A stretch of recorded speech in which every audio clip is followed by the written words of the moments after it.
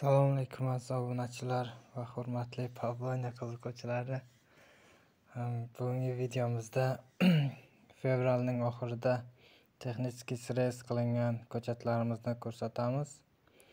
Ya'ni ushbu ko'chatlarimiz 75-80 santimetrgacha o'sgan. Ya'ni fevraldan hozirgacha o'sgan holati.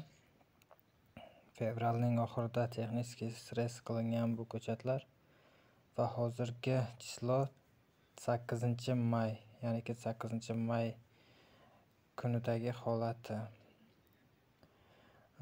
O'tgan yili mana shu ko'rib turgan ko'chatlarimizni nihol sifatida ekkan edik. Ya'ni 1-may kuni o'tgan yili mana shu ko'chatlar nihol sifatida ekilgan va hozir esa texnik srez qilingandan keyin holati уже 75 santimetr.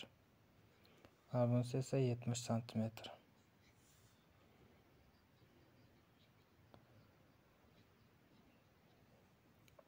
Bu Pavloniya plantatsiyamiz, ya'ni ariq bo'yiga moslab ekkanmiz, ya'ni suv ichishi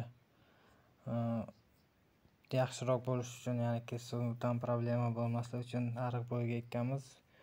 75 tup shantong navidan ekilgan. Hozirgi joyda 50 tubi, ya'ni shu yerda texnik srez qilingan va yana 20 tubi boshqa joyda ekilgan. Ularni ham vaqt bo'lganda video qilib o'tib ketamiz.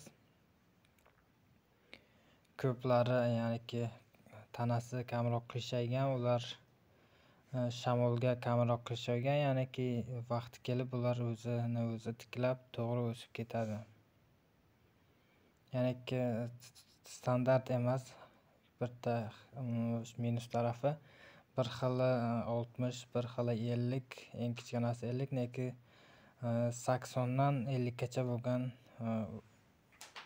o'sishi shu holat, shu santimetrlarda.